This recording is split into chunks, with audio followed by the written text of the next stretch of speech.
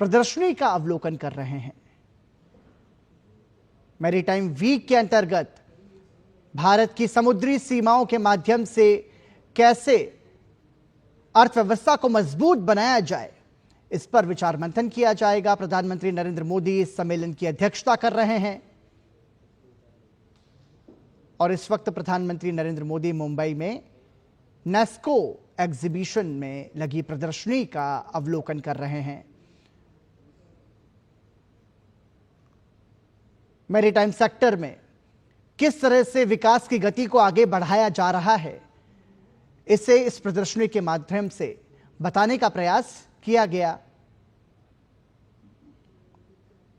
और ये तस्वीरें प्रधानमंत्री नरेंद्र मोदी की इंडिया मैरीटाइम वीक पर आयोजित कार्यक्रम की अध्यक्षता प्रधानमंत्री नरेंद्र मोदी कर रहे हैं।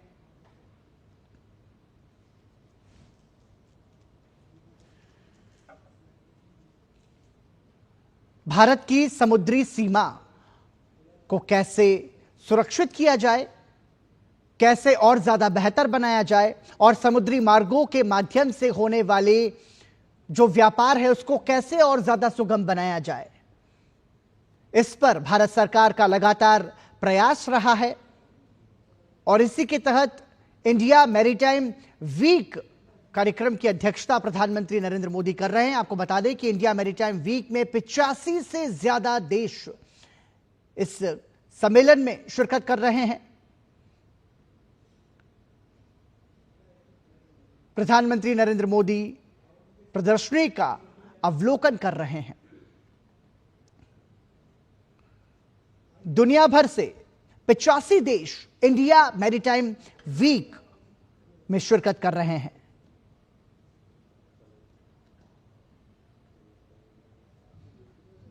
इंडिया मैरीटाइम वीक 2025 अपने आप में एक महत्वपूर्ण पहल है। भारत की समुद्री सीमाओं की सुरक्षा का एक महत्वपूर्ण प्रयास है। भारत के समुद्री सीमाओं के बेहतर विकास का मुंबई के नेस्को एग्जीबिशन सेंटर में इसका आयोजन किया जा रहा है और इस वक्त प्रधानमंत्री नरेंद्र मोदी प्रदर्शनी का अवलोकन कर रहे हैं। आपको बता दें कि इंडिया मैरीटाइम वीक के तहत जो कार्यक्रम आयोजित किया जा रहा है उसमें दुनिया भर से 85 देश इस सम्मेलन में शिरकत कर रहे हैं।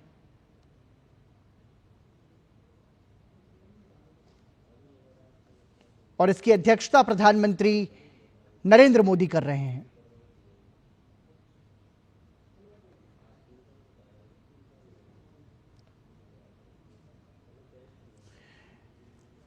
इंडिया मैरीटाइम वीक के तहत विभिन्न सत्र आयोजित किए जाएंगे और उन सत्रों में प्रयास होगा, विचार मंथन होगा, अध्ययन होगा। भारत के मैरीटाइम सेक्टर को मजबूती देने का और साथ ही उसे अंतर्राष्ट्रीय स्तर पर कैसे और ज्यादा बेहतर बनाया जाए। कार्यक्रम का विषय महासागरों का एकीकरण, एक समुद्री दृष्टिकोण रखा गया है। इसके तहत दुनिया भर से 85 देश इस सम्मेलन में शिरकत कर रहे हैं। प्रधानमंत्री नरेंद्र मोदी इस सम्मेलन की अध्यक्षता कर रहे हैं।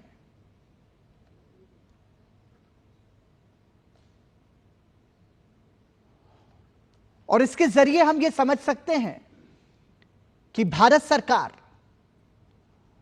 चाहे वो अंतरिक्ष क्षेत्र हो, चाहे वो हमारा सीमा क्षेत्र हो, चाहे वो थल हो, आकाश हो और जल हो, हमारे सभी क्षेत्रों में भारत की जो सुरक्षा है उसको सुनिश्चित करना, यह भारतीय सेना का और भारत सरकार का पहला लक्ष्य है। ये तस्वीरें आप देख रहे हैं प्रधानमंत्री नरेंद्र मोदी की। इस वक्त प्रधानमंत्री Narendra Modi India maritime week के तहत आयोजित प्रदर्शनी का अवलोकन कर रहे हैं। इस प्रदर्शनी के माध्यम से कैसे भारत की समुद्री सुरक्षा को मजबूत बनाया जा रहा है, उसकी झलक इस प्रदर्शनी के माध्यम से दिखाई जा रही है। और इस वक्त प्रधानमंत्री नरेंद्र मोदी प्रदर्शनी का अवलोकन करते हुए विस्तार से भारत की समुद्री सीमा सुरक्षा की विकास यात्रा का मुआयना कर रहे हैं। आर्टिफिशियल इंटेलिजेंस की तकनीक के इस दौर में कैसे तकनीक के माध्यम से सुरक्षा को सुनिश्चित किया जा सके, कैसे तकनीकी खतरों का सामना करते हुए उसके लिए तैयार रहा जा सके, इन तमाम तैयारियों को इस प्रदर्शनी के माध्यम से बताने की कोशिश की जा रही है। आपको बता दें, इंडिया मैरीटाइम वीक में 85 से अधिक देश इस सम्मेलन में शिरकत कर रहे हैं, लिहाजा यह सम्मेलन अपने आप में महत्वपूर्ण है।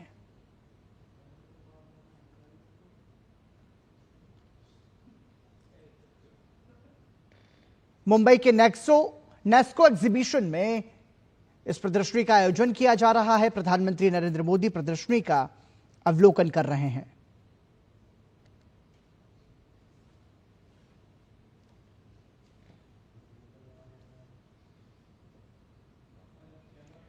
मैरीटाइम सेक्टर के विकास में लगातार प्रयास किए जा रहे हैं।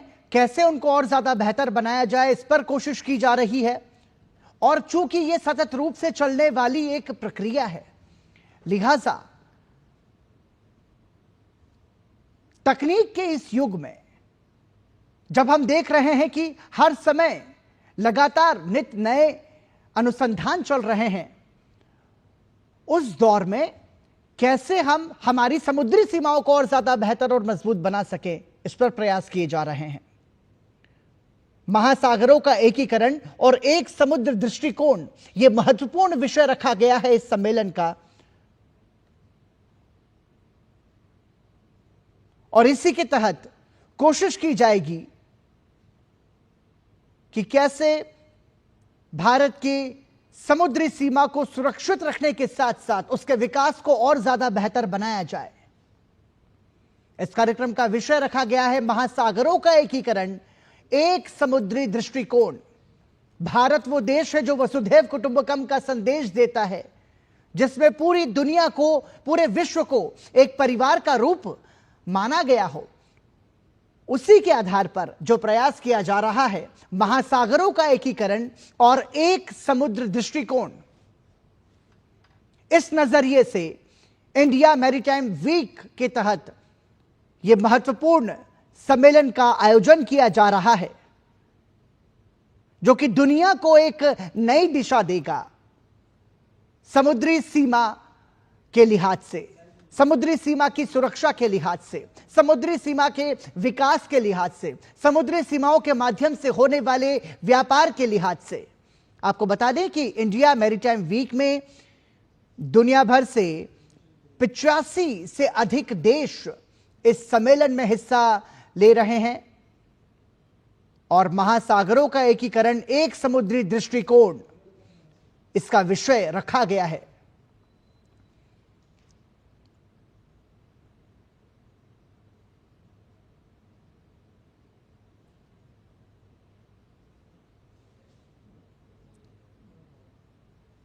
ये तस्वीरें आप देख रहे हैं, मुंबई में प्रधानमंत्री नरेंद्र मोदी जो फॉरेन डेलीगेट्स हैं उनसे मुलाकात कर रहे हैं।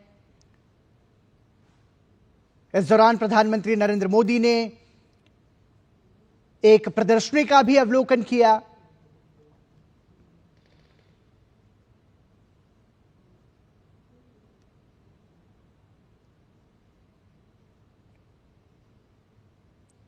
और भारत की समुद्री सीमा के विकास की बानगी को बयां करती हुई यह प्रदर्शनी होगी और साथ ही साथ आने वाले समय में किस तरीके से समुद्री क्षेत्र को और ज्यादा बेहतर बनाया जा सके, कैसे आधुनिक तकनीक का इस्तेमाल करते हुए उसे और ज्यादा सशक्त बनाया जा सके, कैसे आधुनिक तकनीक का इस्तेमाल करते हुए हमारी समुद्री सीमा को सुरक्षित रखा जा सके, संरक्षित रखा जा सके, इस पर भी इस दौरान विचार मंथन किया जाएगा। कार्यक्रम का विषय महासागरों का एकीकरण, एक समुद्री दृष्टिकोण रखा गया है।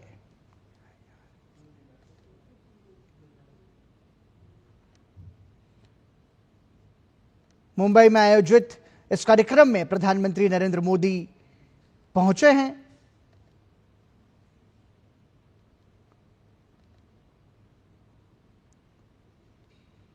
और इस दौरान प्रधानमंत्री नरेंद्र मोदी एक प्रदर्शनी का भी अवलोकन कर रहे हैं। आपको बता दें कि नेस्को एग्जीबिशन सेंटर में इस कार्यक्रम का आयोजन किया जा रहा है। इंडिया मैरीटाइम वीक 2025 वैश्विक समुद्री पारिस्थितिकी तंत्र के भविष्य पर विचार विमर्श करने के लिए सभी हितधारकों को एक साथ लाता है। इस लिहाज से यह सम्मेलन अपने आप में महत्वपूर्ण है। प्रधानमंत्री नरेंद्र मोदी ने इस दौरान प्रदर्शनी का अवलोकन किया। साथ ही साथ जो फॉरेन डेलीगेट्स हैं उनसे भी प्रधानमंत्री नरेंद्र मोदी ने मुलाकात की। आपको बता दें कि इस कार्यक्रम में 85 से अधिक देशों की भागीदारी है। 1 लाख से अधिक प्रतिनिधि इसमें शामिल हो रहे हैं और 350 से अधिक अंतर्राष्ट्रीय वक्ता इस कार्यक्रम में शामिल हो रहे हैं।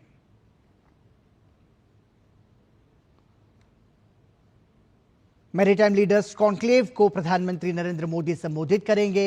ये तस्वीरें आप देख रहे हैं। प्रधानमंत्री Narendra Modi India maritime week में फॉरेन डेलीगेट्स के साथ मुलाकात कर रहे हैं। साथ ही प्रधानमंत्री global maritime with a resounding of claps, ladies and gentlemen, a visionary leader who energizes the nation's machinery into purposeful action and boosts the transformative power of India's maritime economy.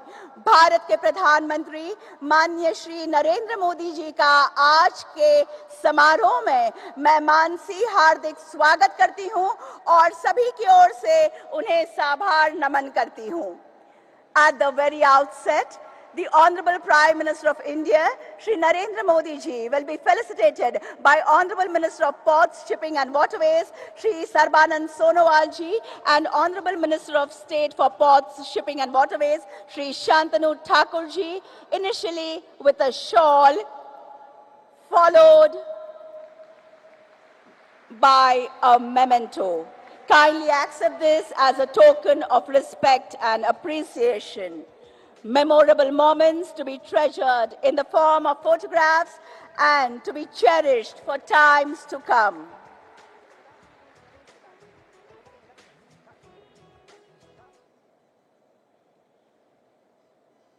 Thank you. I will call upon Shri Sarbanand Sonowal ji, Honorable Minister of Ports, Shipping and Waterways, Government of India, for the welcome address. Presenting Shri Sarbanand Sonowal ji.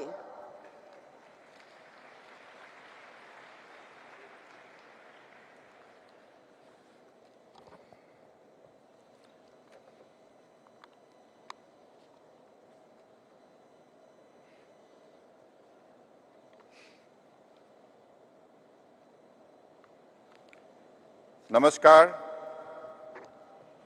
Our most respected Honorable Prime Minister, Shri Narendra Modi ji, respected Governor of Maharashtra, Shri Acharya Devabrat ji, respected Chief Minister of Maharashtra, Shri Devendra Fadnavis ji, respected Deputy Chief Ministers of Maharashtra, Shri Eknath Shinde ji and Shri Ajit Pawar ji, respected Minister of State, Government of India, Shri Shantanu Thakur ji and Shri Kirtivardhan Singh ji, respected Excellencies, Minister of various state government, esteemed global CEOs and valued dignitaries.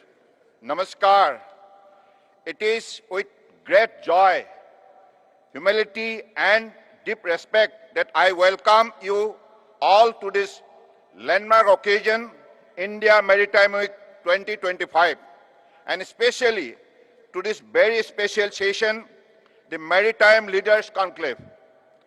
With the participation of more than 85 countries, 450 plus confirmed speakers, 500 plus exhibitors, 13 concurrent international events, and more than 1 lakh delegates. This edition of the Maritime Week is not just larger in scale than before, it is richer in vision and deeper in deliberation. It is also more inclusive in participation, reflecting the rising global stature of India's maritime ecosystem. We are truly honored by the gracious presence of Honorable Prime Minister Sri Narendra Modi ji, whose visionary leadership has transformed India's maritime landscape. Maritime India Vision 2030, Maritime Amritkal Vision 2047 are shining example of sharp vision and smart strategy. These are the reflection of the Honorable Prime Minister's conviction that the sea is not a boundary, but a bridge to prosperity. For decades, this remained a dream. It is this foresight of yours, sir, that has led to the construction of India's first mega port at Vadavan in Palghar, Maharashtra. India today contributes to more than 10% of global seafarers. 1 in every 5 global seafarers is going to be an Indian by 2030. We are also expanding our footprint in cruise tourism, aiming to become the Asia-Pacific leader with a 10-fold increase in passengers traffic. Equally transformative has been the decisive push to India's shipbuilding sector. For the first time, 70,000 crores package has been carved out for shipbuilding, demonstrating the Honorable Prime Minister's resolve to make India not just a ship-using, but a ship-making nation. Under your visionary leadership, sir, we have also seen long overdue legal reform take shape. The passing of 5 landmark maritime bill in the last parliament session is a testament to your commitment to modernizing India's maritime governance, removing colonial relics and empowering industry through clarity and simplicity. Perhaps one of the most quietly revolutionary changes has been in the inland waterways sector. Thanks to the Honorable Prime Minister's consistent focus on sustainable transport, that in the last 11 years, operational waterways have increased 10 times. Cargo throughput registered 700% growth. And we are witnessing the emergence of an entirely new logistics stream that is green, cost-efficient, and multimodal. But the vision does not stop at commerce alone. With the creation of National Maritime Heritage Complex at Lothal in Gujarat, we are also reclaiming and honoring our maritime legacy. In the word of Honorable Prime Minister himself, Vikas Bhi, Virasat Bhi. This initiative embodies the balance of progress and pride. Today, India stands as one of the most attractive destinations for global maritime investors, industrialists, not merely due to policy initiative, but because there is a clear and stable leadership that has placed maritime development at the core of national progress. This program itself stands testimony to the kind of enabling environment created by Honorable Prime Minister, where vision meets execution, policy meets industry, and innovation meets opportunity. Only under such dynamic leadership can an event of this scale, uniting maritime thinkers, investors, and industrialists from across the world, become possible. Before I close, I extend my sincere gratitude to the Government of Maharashtra for its unwavering support in organizing this important conclave. Maharashtra has always held a central place in India's maritime journey, and this partnership strengthened our shared goal of making India a true maritime superpower. I also express my thankfulness and deep gratitude to all the ministers from the foreign countries, and global CEOs present here for their very valuable participation and fruitful engagement in the India Maritime Week 2025. Thank you. Jai Hind. Thank you for your initial remarks, setting the tone and context of the Maritime Leaders Conclave.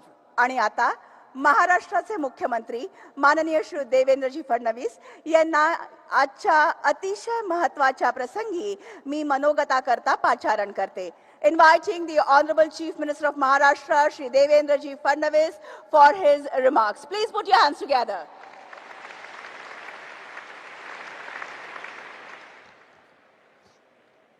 नमस्कार। आज के इस बहुत ही महत्वपूर्ण समारोह में मंच पर उपस्थित भारत के यशस्वी प्रधानमंत्री आदरणीय नरेंद्र मोदी जी, गवर्नर आचार्य देवव्रत जी, केंद्रीय मंत्री सर्बानंद सोनोवाल जी, राज्य मंत्री शंतनु ठाकुर जी, कीर्तिवर्धन सिंह जी, मेरे साथी महाराष्ट्र के जनप्रिय उप मुख्यमंत्री श्री एकनाथ शिंदे जी, श्री अजित दादा पवार जी, यहाँ पर उपस्थित देश और दुनिया से आए हुए सभी महानुभाव और उपस्थित सभी बहनों और भाइयों, मैं सबसे पहले छत्रपति शिवाजी महाराज की इस भूमि पर आदरणीय प्रधानमंत्री नरेंद्र मोदी जी और दुनिया से आए हुए मैरीटाइम के क्षेत्र में काम करने वाले सभी इंडस्ट्री लीडर्स का, पॉलिटिकल लीडर्स का बहुत बहुत स्वागत करता हूं, बहुत बहुत अभिनंदन करता हूं। पिछले 3 दिनों से लगातार बहुत अच्छा मंथन और चिंतन इस मैरीटाइम कॉन्फ्रेंस में हो रहा है और मैं ऐसा मानता हूं कि इंडिया मैरीटाइम वीक 2025 एक ऐसा मंच, एक ऐसा डायलॉग आज स्थापित हो रहा है जिससे देश और दुनिया में मैरीटाइम के क्षेत्र में होने वाले बदलाव और उसके कारण होने वाला जो फायदा है उसको हम देश और दुनिया के कोने कोने तक पहुंचा पा रहे हैं। मैं सबसे पहले I would like to thank honourable prime minister Shri Narendra Modi ji for reimagining the maritime space of India. जिस प्रकार से प्रधानमंत्री जी ने हमारे सारे मैरीटाइम बिजनेस को एक नई दिशा दी है, मैं ऐसा मानता हूं कि स्वतंत्र भारत में पोर्ट लेड डेवलपमेंट और सामुद्रिक शक्ति का जो आविष्कार आज प्रधानमंत्री नरेंद्र मोदी जी के नेतृत्व में हम लोग देख पा रहे हैं, जो एक्सपोनेंशियल ग्रोथ हम लोग देख पा रहे हैं और दुनिया के व्यापार में भारत की एक नई भूमिका जो हम देख पा रहे हैं, मैं उसके लिए प्रधानमंत्री जी को बहुत बहुत धन्यवाद देना चाहता हूं। और विशेष रूप से ये धन्यवाद इसलिए भी देना चाहता हूं कि आज उनके नेतृत्व में महाराष्ट्र जैसा राज्य ये मैरीटाइम के क्षेत्र में एक नई ताकत के रूप में उभर रहा है। हमारा जेएनपीए आज देश का सबसे बड़ी कंटेनर ट्रैफिक हैंडल करने वाला पोर्ट बना है और अब उन्हीं के नेतृत्व में, उन्हीं के मार्गदर्शन में एक उपहार जो महाराष्ट्र को मिला है वाढवण पोर्ट के रूप में, जो भारत का तो सबसे बड़ा पोर्ट होगा ही, लेकिन अपने ऑपरेशंस के साथ दुनिया के पहले 10 पोर्ट में इस पोर्ट का शुमार होगा और ये पोर्ट भारत को एक नई सामुद्रिक और सामरिक ताकत के रूप में दुनिया के सामने प्रदर्शित करेगा। और मैं ये कहना चाहता हूं कि केवल प्रधानमंत्री नरेंद्र मोदी जी थे इसलिए इस सपने को हम लोग पूरा कर पा रहे हैं और इसलिए महाराष्ट्र की जनता की ओर से मैं उनका बहुत बहुत आभार व्यक्त करता हूं। इंडिया मैरीटाइम वीक ये महाराष्ट्र के लिए बहुत ही फलदायी साबित हुआ है। हम लोगों ने इंडिया मैरीटाइम वीक में करीब 56,000 करोड़ के एमओयूज किए हैं और इन एमओयूज में पोर्ट डेवलपमेंट है, इसमें शिपयार्ड डेवलपमेंट है, इसमें शिप बिल्डिंग के एमओयूज है, इसमें अलग अलग प्रकार से वाटर ट्रांसपोर्ट के, क्लीन वेसल्स के, ऐसे मैरीटाइम की इकोसिस्टम में अलग अलग प्रकार के निवेश के हमने एमओयूज किए हैं और उसके साथ साथ हम लोगों ने स्ट्रेटेजिक एमओयूज भी किए हैं जिसके माध्यम से हम लोग मैरीटाइम के क्षेत्र में नई टेक्नोलॉजी ला पाएंगे, हम लोग नई डिजिटल टेक्नोलॉजीज का इस्तेमाल कर पाएंगे, नया ह्यूमन रिसोर्स इसमें हम लोग क्रिएट कर पाएंगे। तो मुझे लगता है कि एक हमारे लिए भी होस्ट स्टेट के रूप में बहुत ही सफल इस प्रकार का यह आयोजन रहा है।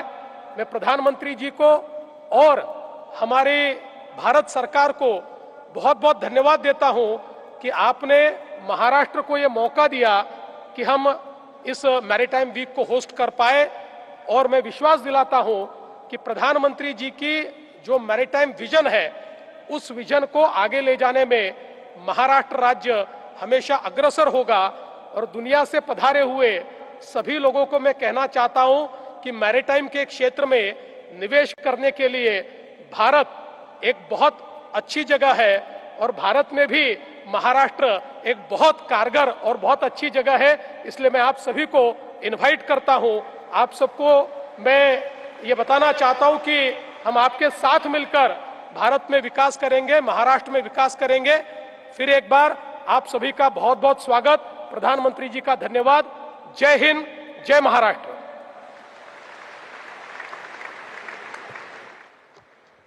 Thank you, sir, for sharing your valuable thoughts and insights with us this evening.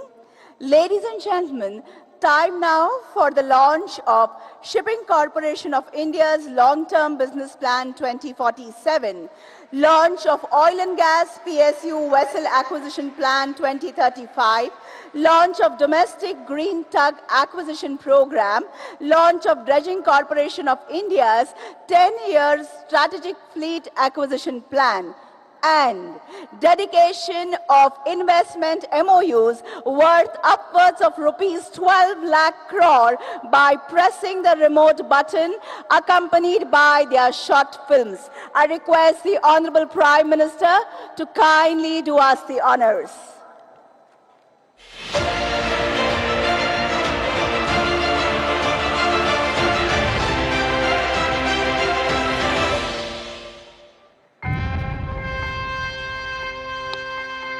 India's coastline and strategic location make it central to global maritime trade, handling over 90% of our cargo volume. The sector is a cornerstone of economic growth, guided by Maritime India Vision 2030 and Amrit Kal Vision 2047. Under the visionary leadership of Honorable Prime Minister Shri Narendra Modi, a maritime renaissance is underway to make India a major shipbuilding nation. अब हम देश भर में ship building के लिए व्यापक कदम उठा रहे हैं। शिप बिल्डिंग इंडस्ट्री को उद्योगों की जननी कहा जाता है, क्योंकि इसमें सिर्फ एक जहाज ही नहीं बनता, उसके साथ जो उद्योग जुड़े होते हैं उनका विस्तार होता है। चीप हो या शिप, हमें भारत में ही बनाने होंगे। Government of India has launched a shipbuilding reform package of about 70,000 crore rupees, which focuses on 4 strategic pillars: financial support, long-term financing, infrastructure modernization, and policy reforms. These reforms are expected to unlock 4.5 million gross tonnage shipbuilding output per annum, attract 4.5 lakh crore rupees investment, and generate 3 million jobs, positioning India as a global shipbuilding powerhouse. Global confidence is surging, reflected in recent landmark partnerships. CMA CGM ordering vessels from Cochin Shipyard. HD Queso and Cochin Shipyard launching ship block fabrication facility in Kochi. Cochin Shipyard and DP World developing offshore fabrication and ship repair clusters. Swan DHI and Samsung Heavy Industries collaborating. Acquisition of Colombo Dockyard by Mazgaon Dock. Today, the Honorable Prime Minister dedicates a suite of transformative initiatives to the nation. Shipping Corporation of India, expansion of fleet to 216 vessels by 2047. Launch of India's own Bharat Container Shipping Line with 51 container vessels. Oil and gas vessel orders worth 47,800 crore rupees. Green Tug Program. Acquisition of 100 eco-friendly tugs worth 12,000 crore rupees by 2040. Dredging Corporation of India. Acquisition of 11 dredgers. That is, a total acquisition of 437 vessels, boosting the domestic shipping and shipbuilding ecosystem. India is entering a new era of maritime self-reliance and global leadership. This is Maritime Amrit Kaal, India's global maritime future.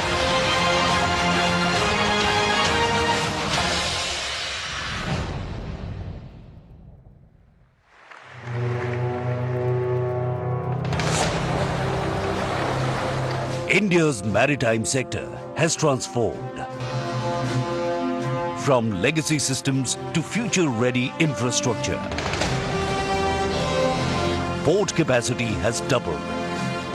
Cargo volume surged nearly 50%. Inland waterways cargo crew 8x. Cruise passengers quadrupled. Seafarer base expanded 2.5x. Under the Maritime Amrit Kaal Vision 2047, India aspires to become a leading maritime nation with quantum leaps in port capacity, shipping and sustainability. India enacted 5 landmark maritime laws, replacing colonial frameworks with modern, investor-friendly legislation. Bharat के समुद्री तट भारत की समृद्धि के प्रवेश द्वार बनेंगे और मैं बड़े गर्व के साथ और मैं दूर तक का देख सकता हूं कि भारत के समुद्री तट भारत की समृद्धि के प्रवेश द्वार बनने वाले हैं. The winds of change are evident. With development of mega ports, transshipment hubs, and green hydrogen hubs, marking a new era of maritime strength, global connectivity, and self-reliance for India. This momentum now culminates in India Maritime Week 2025, a landmark moment of global collaboration with participation of around 85 countries, policymakers, industry leaders, and investment opportunities. Now we dedicate over 600 MOUs worth 12 lakh crore rupees are being signed, building a strong, self-reliant maritime India. The MOUs span across port-led industrialization, port development, sustainability, and shipbuilding. India is now promoting shipping as core infrastructure, and GIFT IFSC is emerging as a globally competitive hub for ship ownership and flagging with attractive tax and policy incentives. India welcomes foreign companies to flag and own ships under its jurisdiction with simplified norms and global best practices. And now, these MOUs are dedicated to the nation, as a collective commitment to maritime excellence, economic resilience, and global leadership. India Maritime Week 2025 sets the course for a new era, connecting Bharat to the world and empowering generations to come.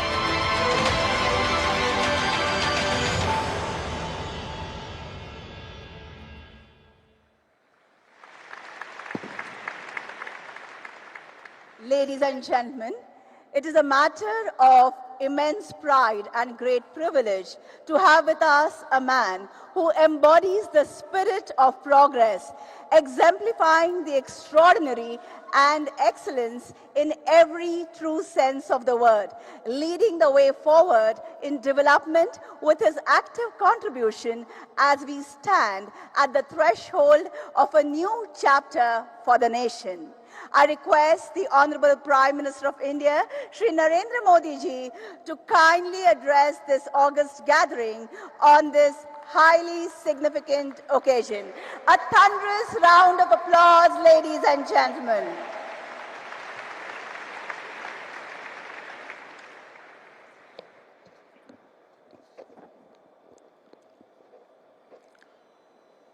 Maharashtra के governor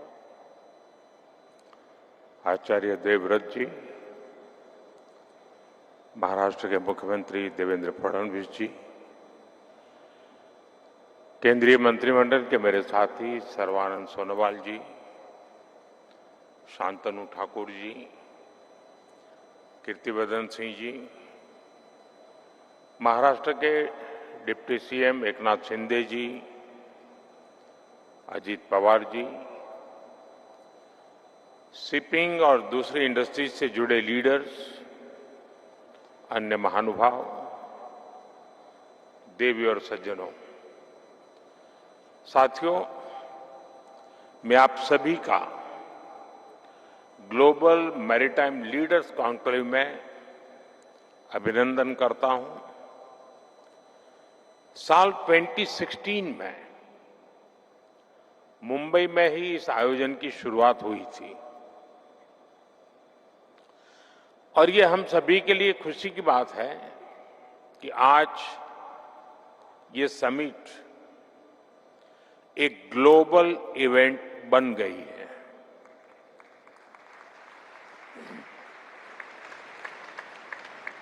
आज यहां इस कार्यक्रम में दुनिया के 85 से अधिक देशों की भागीदारी ये अपने आप में एक बहुत बड़ा मैसेज दे रही है। शिपिंग जायंट्स, उसके सीईओ से लेकर स्टार्टअप्स तक और पॉलिसी मेकर से लेकर इन्वेस्टर्स तक इस समय सभी यहां मौजूद हैं। स्मॉल आइलैंड नेशंस के प्रतिनिधि भी यहां उपस्थित हैं। आप सभी के विजन से इस समिट की सिनर्जी और एनर्जी दोनों बढ़ा दी है। साथियों, अभी यहां शिपिंग सेक्टर से जुड़े कई प्रोजेक्ट्स का शुभारंभ हुआ है। शिपिंग सेक्टर में हुए लाखों करोड़ रुपए के एमओयूज भी जारी हुए हैं। ये दिखाता है कि भारत के मैरीटाइम सामर्थ्य पर दुनिया का कितना विश्वास है। इस आयोजन में आपकी उपस्थिति हमारे कॉमन कमिटमेंट का प्रतीक है। साथियों, 21वीं सदी के इस कालखंड में भारत का मैरीटाइम सेक्टर तेज गति और ऊर्जा के साथ आगे बढ़ रहा है। खासकर साल 2025 भारत के मैरीटाइम सेक्टर के लिए बहुत अहम साल रहा है। मैं इस वर्ष की कुछ खास उपलब्धियों का जिक्र आपके बीच करना चाहता हूं। विजिंजम पोर्ट के रूप में भारत का पहला deep water international transshipment hub अब ऑपरेशनल हो चुका है।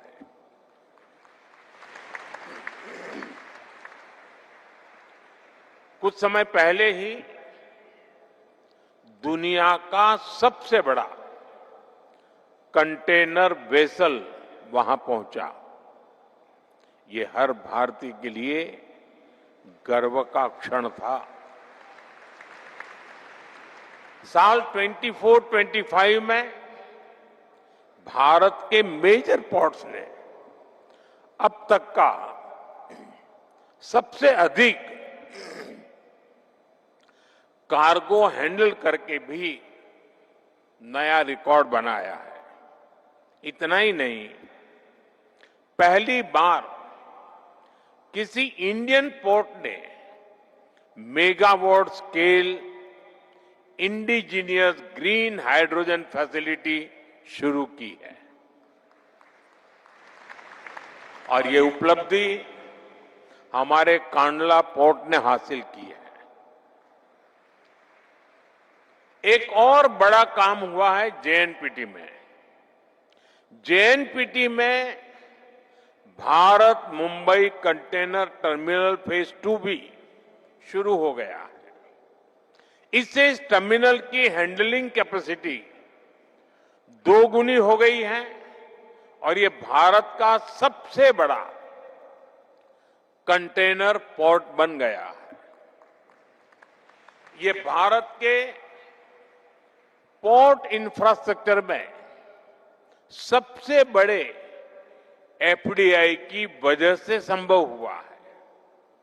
इसके लिए मैं आज सिंगापुर के अपने साथियों का भी विशेष आभार व्यक्त करता हूं।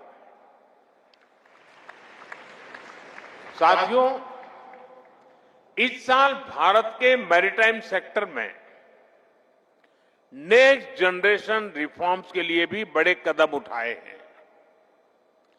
हमने 100 साल से ज्यादा पुराने कॉलोनियल शिपिंग लॉज को हटाकर 21st सेंचुरी के मॉडर्न और फ्यूचरिस्टिक लॉज लागू किए हैं।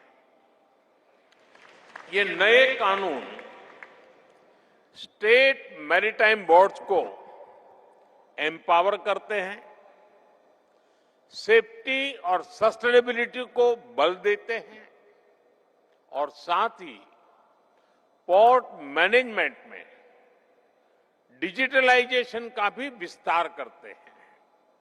साथियों, द मर्चेंट शिपिंग एक्ट में हमने भारतीय कानून को इंटरनेशनल कन्वेंशन के साथ ग्लोबली अलाइन किया है। इससे सेफ्टी का भरोसा बढ़ा है, ईज ऑफ डूइंग बिजनेस को बेहतर बनाने में मदद मिली है, सरकार का दखल कम हुआ है। मुझे विश्वास है इन प्रयासों से आपका, हमारे इन्वेस्टर्स का कॉन्फिडेंस भी और अधिक बढ़ेगा। साथियों, द कोस्टल शिपिंग एक्ट को इस तरह तैयार किया गया है कि ट्रेड और आसान हो सके।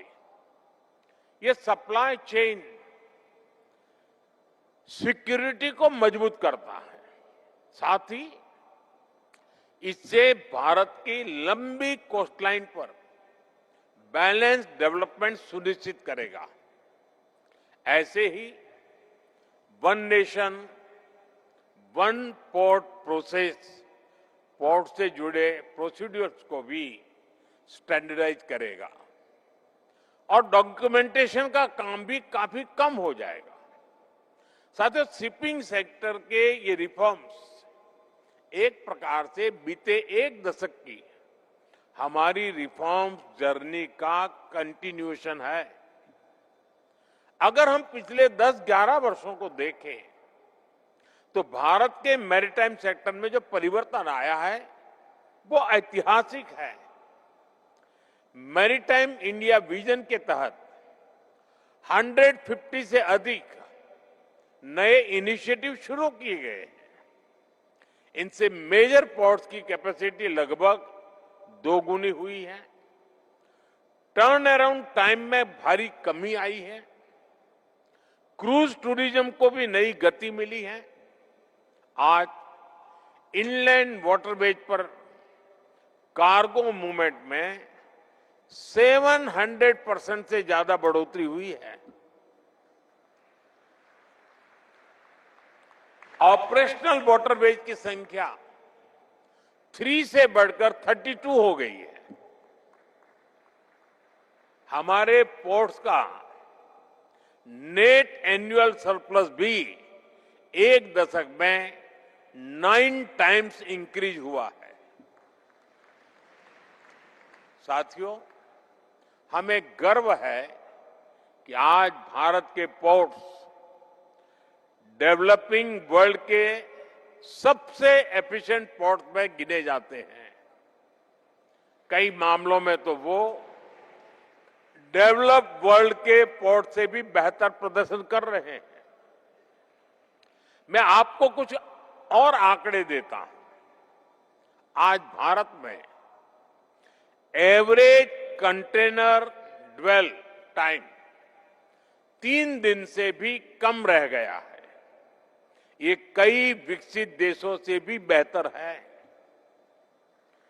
Average vessel turn around time 96 hours से घटकर सिर्फ 48 आवर्स रह गया है। इससे भारतीय पोर्ट्स ग्लोबल शिपिंग लाइन के लिए और अधिक कॉम्पिटिटिव और अट्रैक्टिव बन गए हैं। वर्ल्ड बैंक के लॉजिस्टिक परफॉर्मेंस इंडेक्स में भी भारत ने काफी अच्छा सुधार किया है। और साथियों, शिपिंग सेक्टर में, ह्यूमन रिसोर्स में भारत अपना परचम लहरा रहा है। भारत के सीफेरर्स की संख्या पिछले एक दशक में 1.25 लाख से बढ़कर 3 लाख से ज्यादा हो गई है।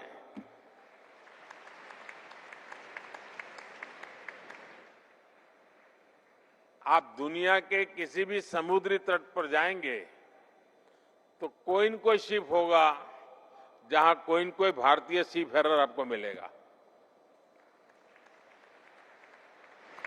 आज भारत सीफेरर की संख्या में के मामले में दुनिया के टॉप 3 देशों में आ चुका है। साथियों, 21वीं सदी का 1/4 हिस्सा बीत चुका है। इस सदी के अगले 25 साल और भी अहम है। इसलिए हमारा फोकस ब्लू इकोनॉमी पर है, सस्टेनेबल कोस्टल डेवलपमेंट पर है। हम ग्रीन लॉजिस्टिक्स, पोर्ट कनेक्टिविटी और कोस्टल इंडस्ट्रियल क्लस्टर्स पर बहुत जोर दे रहे हैं। साथियों, शिप बिल्डिंग भी आज के भारत की टॉप प्रायोरिटी में है। एक समय था जब भारत दुनिया के शिप बिल्डिंग का बहुत बड़ा सेंटर था। यहां से अजंता केव्स बहुत दूर नहीं है। वहां आपको 6th सेंचुरी का एक चित्र दिखेगा। इसमें एक 3-masted शिप का डिजाइन आपको मिलेगा। आप कल्पना कर सकते हैं 6th सेंचुरी के चित्र में 3-masted शिप का डिजाइन, और ये डिजाइन इसके सदियों बाद दूसरे देशों ने इस्तेमाल करना शुरू किया। सदियों का फासला था। साथियों, भारत में बने शिप ग्लोबल ट्रेड का अहम हिस्सा हुआ करते थे। फिर हम शिप ब्रेकिंग के क्षेत्र में आगे बढ़े। अब भारत फिर से शिप मेकिंग के क्षेत्र में नई ऊंचाइयां छूने के लिए अपने प्रयास तेज कर रहा है। भारत ने अब लार्ज शिप्स को इंफ्रास्ट्रक्चर एसेट्स का दर्जा भी दे दिया है।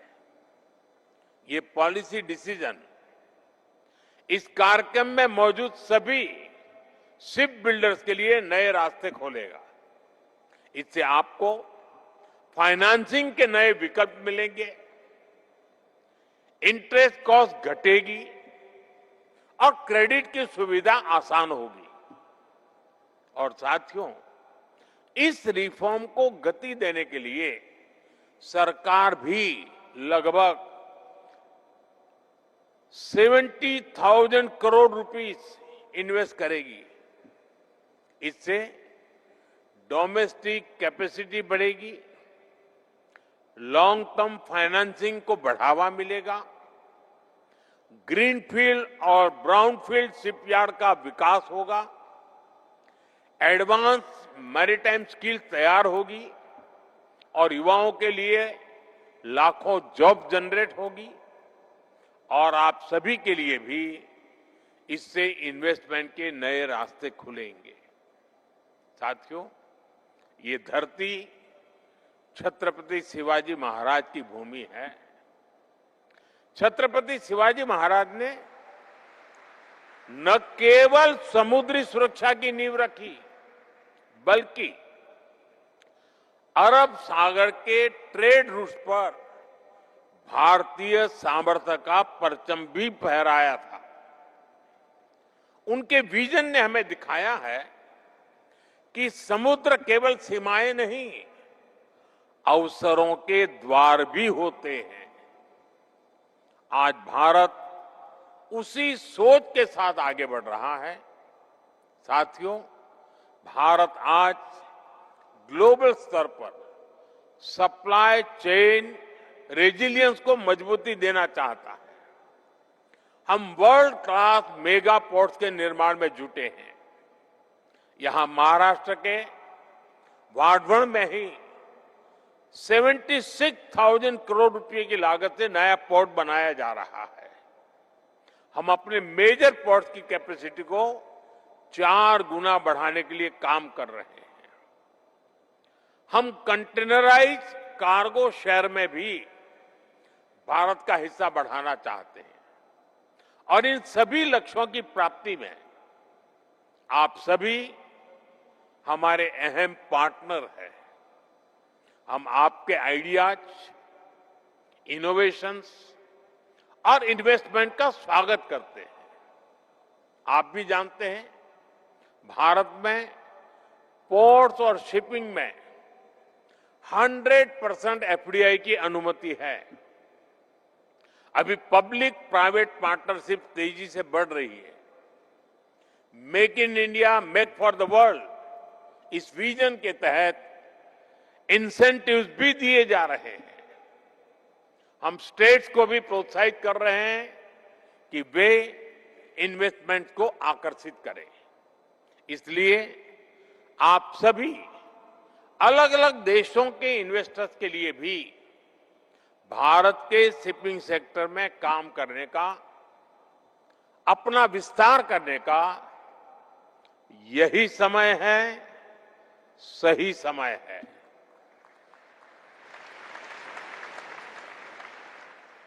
फ्रेंड्स, भारत की एक और विशेषता है हमारी वाइब्रेंट डेमोक्रेसी और reliability. When the global seas are rough, the world looks for a steady lighthouse. और भारत ऐसे लाइट हाउस की भूमिका को बहुत मजबूती से निभा सकता है। ग्लोबल टेंशंस, ट्रेड डिसरप्शंस और शिफ्टिंग सप्लाई चेन्स के बीच भारत स्ट्रेटेजिक ऑटोनॉमी, पीस और इंक्लूसिव ग्रोथ का प्रतीक है। हमारे मैरीटाइम और ट्रेड इनिशिएटिव्स इसी बड़े विजन का हिस्सा है। इसका एक उदाहरण है India middle east Europe economic corridor. ये ट्रेड रूट्स को फिर से डिफाइन करेगा। ये क्लीन एनर्जी और स्मार्ट लॉजिस्टिक्स को बढ़ावा देगा। साथियों, आज हमारा फोकस इंक्लूसिव मैरीटाइम डेवलपमेंट पर भी है। ये तभी संभव है जब स्मॉल आइलैंड डेवलपिंग स्टेट्स और लीस्ट डेवलप्ड कंट्रीज को टेक्नोलॉजी, ट्रेनिंग और इंफ्रास्ट्रक्चर के माध्यम से सशक्त बनाया जाए। Climate change, supply chain disruption, economic uncertainty और मैरीटाइम सिक्योरिटी, हमें मिलकर इन सभी का सामना करना होगा। साथियों, आइए हम सब साथ मिलकर पीस, प्रोग्रेस, प्रॉस्पेरिटी को और तेजी से आगे बढ़ाएं। एक सस्टेनेबल फ्यूचर का निर्माण करें। एक बार फिर आप सभी का इस समिट का हिस्सा बनने के लिए अभिनंदन। आप सबको बहुत बहुत शुभकामनाएं। Thank you.